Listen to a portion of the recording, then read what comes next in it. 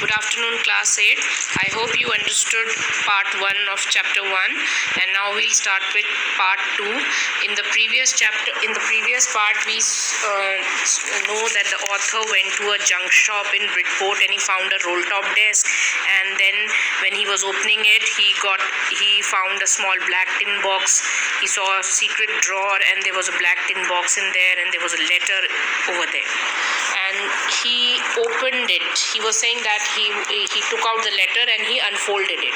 And now we'll continue with the story in the second part. So in the second part, it's the letter which the author is reading. So it says, "Dearest Connie, I write to you in a much happier frame of mind because something wonderful has just happened that I must tell you about at once." So the writer of that letter is saying to this person addressed as Connie that he was very happy when he's writing this letter because something wonderful had happened. "We were all standing in our trenches." Standing to means taking up positions. Okay, standing to means taking up positions. So we were all standing in our trenches yesterday morning. Now, so what are trenches? Trenches are long, deep ditches in the ground where soldiers hide from the enemy. So these were soldiers who had taken up their positions. So we were all standing in our trenches yesterday morning, Christmas morning. So that time was Christmas morning. It was crisp and quiet all about, as beautiful a morning as I've ever seen, as cold and frosty as a Christmas morning should be. I should like to be able to tell you that we began it. He says, I should like to be able to tell you that we began it, but the truth I'm ashamed to say is that Fritz began it. He says that I wish I would love to tell you that we began it, but the fact is that I'm ashamed to say, I'm sorry for that Fritz began it. Now, who is Fritz? Here, Fritz means it's a name for a German soldier. Fritz is a common German name, so that is used for German soldier over here. So he says, I'm ashamed to say is that Fritz began it.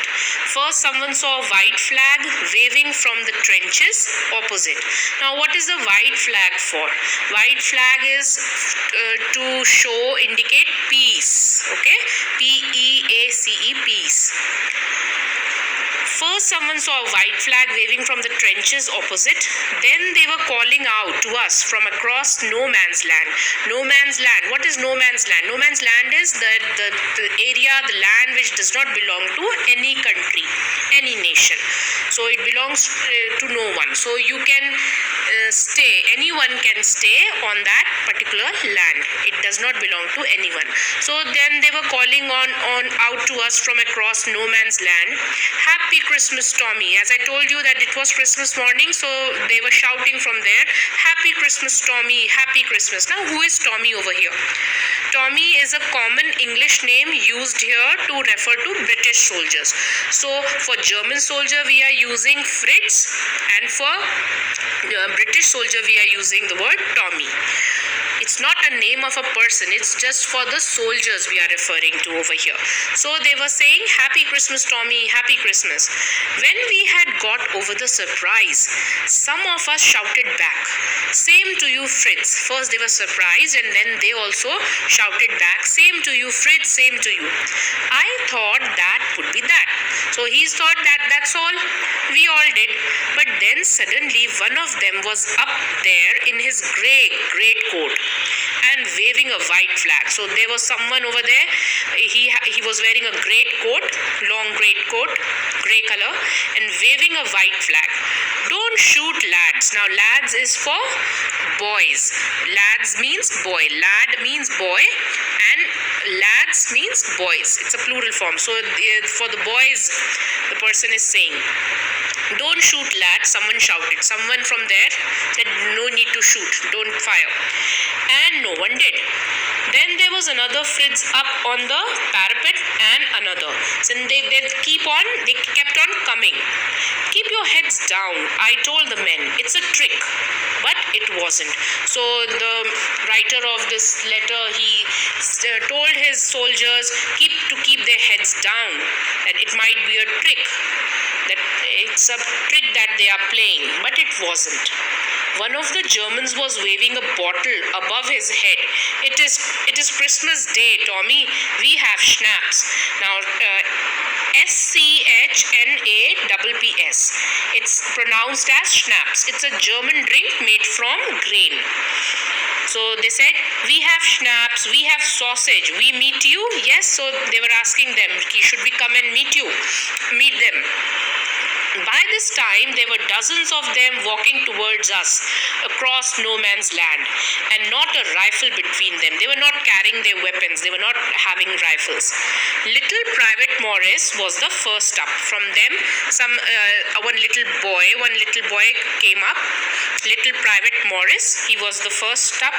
Come on, boys, what are we waiting for? And then there was no stopping them. I was the officer. I should have stopped them there and then. So the writer is the officer in the army. So he said, I should have stopped them there and then, I suppose. But the truth is that it never even occurred to me I should. That he says, it doesn't occur to my mind that I should stop them from doing so. All along their line and ours, I could see men walking slowly towards one another. Grey coats, khaki coats meeting in the middle. And I was one of them. I was part of this. In the middle of the war, we were making peace. So war was going on and they were making peace at that time. You cannot imagine, dearest Connie, my feelings as I looked into the eyes of the Fritz officer who approached me, hand outstretched. He was just about to shake hands with the enemy. Hans Wolf, he said. He told his name, he introduced himself. He said, gripping my hand warmly and holding it. I am from Dusseldorf. I play the cello in the orchestra. Happy Christmas. The cello is a musical instrument like a large violin. So he used to play that in the orchestra when he was not a soldier, when he went back to his home. Captain Jim McPherson, I replied, and happy Christmas to you too. I'm a school teacher from Dorset in the west of England. So now we know the writer of the letter is Captain Jim McPherson. So he also wished him, and he told that he was a school teacher from Dorset in the west of England. Oh, Dorset, he smiled. The Hans Wolf, the German soldier, he smiled and he said, Dorset, I know this place. I know it very well. We shared my rum ration and his excellent sausage, and we talked, Connie, how we talked. He spoke almost perfect English. But it turned out that he had never set foot in Dorset, never even been to England. He had never been to England, but he was telling that, oh yes, I know this place, Dorset. He had learned all he knew of England from school and from reading books in English. His favorite writer was Thomas Hardy. His favorite book, Far from the Madding Crowd. So out there in no one's land, we talked of Bathsheba and Gabriel Oak and Sergeant Troy and Dorset. He had a wife and one son, born just 6 months ago. As I looked about me, there were huddles of khaki and grey everywhere, all over no man's land, smoking, laughing, talking, drinking, eating. Hans Wolf and I shared what was left of your wonderful Christmas cake, Connie. He thought the marzipan was the best he had ever tasted. I agreed. Now, marzipan is a sweet covering on a cake made from sugar, eggs, and almonds. We agreed about everything, and he was my enemy. There never was a Christmas party like it, Connie. So we'll do till here. You can just go through it. Thank you.